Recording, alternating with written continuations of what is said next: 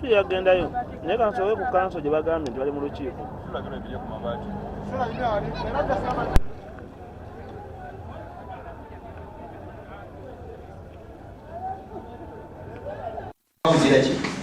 Olaba njagala akolewo waliwo wakiri akayimiro tebekanawo akabitoke 10 tibakesira nsaba mu bitegeeza ffe abantu obutazoonona nasalyembiramu mandatory say that every person who enters Namataba aba beneficiary 18 nabo so tusaba mututeke muko patrol IT zetagisa twetaka ne calvert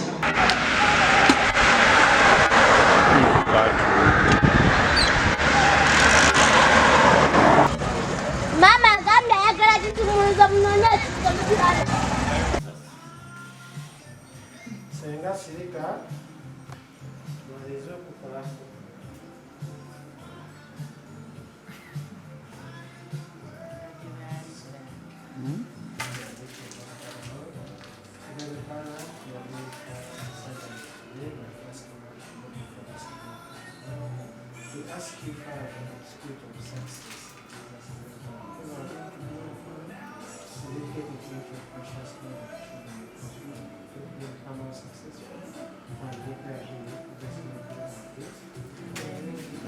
ku ssente ze twalina okujajezaavaayo mu mwaka gw'ebyensimbi 2021-2022 twafuna obukadde 144 gavumenti yange yafuna obukadde 144 kati osobola okubalamu from 62 2023 twasobola okusolooza emisolo egiweereza ddala obukadde 185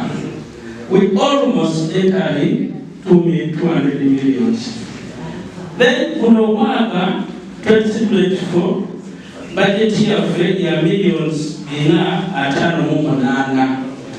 Lwaki lese ekisimo nti musoloza y'emisolo tukula from 62 millions mwaka ogudako 144 mwaka oguzeeko 185. ekyo nakyo mwakituddeko mu ngalo naye nga mubina okugamankuba mu nsala ekyo kibuuzo bali mwakyeganya ate alina yayogerwako okulira abagamba baafune tukyazagala nyingi kati tugende maaso kateke jangu naawe oweeyo bibako leero tuli ku nkola ya IRAS enkola empya integrated revenue administration system ngakanyonga tetulina toilet kuludda lw'ebyobulamu tetulina toilet nga kanyonga ng'ate abagenyi tufuna bangi ne tumusaba bateekemuko ka budget batusimireyo toyi ey'olukale kuba abajja abagenyi mu kanyonga bangi ng'ate buli toilet y'ekanyonga olisangako kufulu kati bo banaagendangawa ne majaani babagoba y'abasirikale naku zino bangi kati banaagendangawa ekkubo eryo erya maramu erya kilomita 4 ng'ate zino zekilomita ze babala ezitwawo okwamukira lifa nnyo olw'ensonga tebaali lweringa bulungi amazzi lwe gava eno waggulu gakkirira ne bazanga okulona nga lyonoonye basaba Apolo Kibi ng'ava mu kibala Kyabwe empangaalira mpozi meeya waffe kye batayogeddeeko ng'ate ensonga nkulu twalina toyi yaffe yatuweebwa mu kitongole ky'Ennagojje nga tukyali mu Nnagojje toyi eyo n'egyekola zino ez'omusana ezookya bye batadde munda n'ebikala toyi ezo nekolako akabanga netuuka ekiseera tekyakola naye kati essaawa zino twesanze nga tulina bannaffe bano abatuleetera ssente mu kitundu enkulaakulana abatuleera biki ebyo bwe bakyamira waleesa obuzibu ate toyi yaffe eyo twali tugirina ku kanisa ssebo balyerabira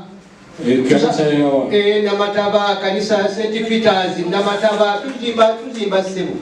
etulirina naye enkuba etonnya nnyo mugumiikirize male okukakkana tweyanziza ssebo eribalijjukira tweyanziza mukaaga mu emitwalo 2,414 n'obutonotono bubiri ze ssente zennaku akawunti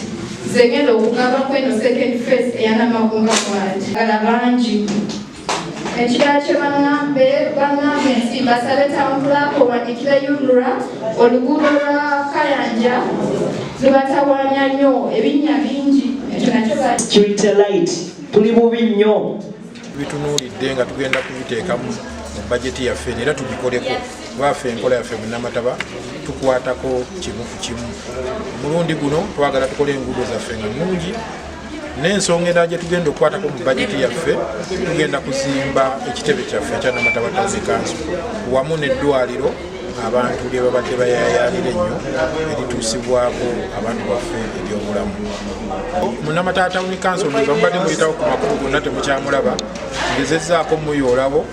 nkozesa obukodyo n'amagezi Katonda ge yampa n'abannange abanyambyeko era ne ku mulundi guno ngenda kukubiriza abantu ba Namataba Town Council tukozese enkola at least tufuneyo omuntu agenda okutuyambako nga buli maka gasasula siringi 5 lwa kasasiro naffe kwe tujja okwongereza tulaye nga kasasiro kulwanyisiza ddala mu kitundu kyaffe. Nkubiriza abantu bonna mu kitundu kyaffe ekya Namataba Town Council obuyonjo busookera mu maka. Olwaleero tuleke kubeera bakyejo kuba nedda kasasiro yabeerangayo nga neetomusanga mu maka nga buli wamu bwali. Tuyiga obuyonjo obwo tufune obukutiya tutekenga mu kasasiro waffe. Abalina ennimiro basobola omukozesa obulungi ne bamukozesanga ebigimusa. Abatalina musobola okumwokyerako emabbali oyo atasoboka tujja kujja nga tumukolekitinge tumutwale mu dumping sites. Ekituteeseza mu bajeti yaffe omulundi guno enkumbi bitiyo nsuuluulu yekyo Ssaabasajja Kabaka kye yatukubiriza ekya bulungi bwansi. Abantu baffe tubakubiriza okubeera ne bulungi bwansi mu bitundu byabwe era tumuteekereko ddala essira kubanga munnaye ffe baani abajeemera Ssaabasajja era tulina okumwebaza Ssaabasajja Kabaka atukubiriza ku bulungi bwansi n'omwaka guno kyovudde olaba tukisoosowazza twagala okugenda mu maaso n'enkola eyo. Guno omwaka ogujja tusuubira ffe tujja okusinga olw'enkolagana ennungi gy'olabye gye tulina ne bakansala kuba tukolera wamu ne technical team yonna eya Namataba Town Council. Ffe tulina kye tuyita ekisenge kyaffe we tusobezza buli omu ayita munne ne tugigonjoola bwe buwanguzi bwe tutuuseeko mu myaka gino gye tusobodde okubeerawo kuba twakizuula kanso zonna muziraba mu Uganda buli kanaku beekuba ebikonde naye Namataba wali ogiwuliddeyo kubanga tulina akakodi ako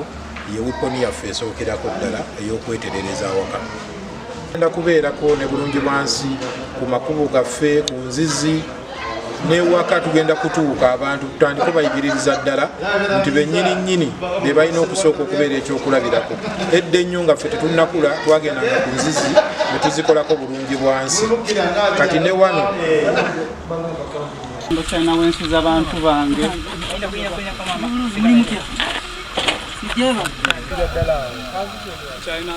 omusawo atwala ebyobulamu mu Namataba Town Council. Kati ensonga ya kasasiro ffe ng'aba Town Council tukyalina obuzibu bw'amaanyi nnyo era tuyesanga nga okusinziira ku bajeti yaffe bweba etambula wesanga nga mu bajeti zonna kye mu bajeti nga tetukola tekimala olw'ensonga nti Namataba Town Council bagizimba ng'ejjudde omuteeko mungi kati ne weesanga nga abantu ne bw'obagamba nti basime ebinya bya kasasiro bafune bye bateeka bwe bamwokyera koshuwa nga tewali abantu batudde ku bukoloti bwa futi 2.3 alina ekinene nnyo alina 5 ku 10 naye ng'ate oyo ali eri munda kati ne weesanga nga kasasiro tetulina bwe tumuteeka kati babanga bakozesa bukutiya okukola ki okuba nga bamukuŋŋaanyizaamu mu bufunze kitegeeza ffe tuba tulina omutwala tumwongerayo naye ate weesanga nga kitubeera kya bbeeyi nnyo expensive nnyo olw'ensonga nti tetulina mmotoka yaffe nga ffe eya gavumenti. Namataba Town Council terina mmotoka eyoola kasasiro oba emutransportinga n'abakozi bennyini abamukolamu tetubalina kuba esofa abakozi betulina nga Namataba Town Council tulina abakozi batono nnyo ate nga bo bakoma kwera bulenzi kulongoosa tawuni naye okugamba nti okumuyoola ku collecting centers okumbira ku motoka bamwogereyo tulina abakozi bali abo bali permanent. Kakati nga muyoola omulundi gumu mu mwezi naye sente zemuspendinga ziba mpitirivu nnyo kuba ekisookerwako ddala olina okufuna abakozi aboolwo olunaku lwemukoze. We tuba nga tetulina we tuteeka kasasiro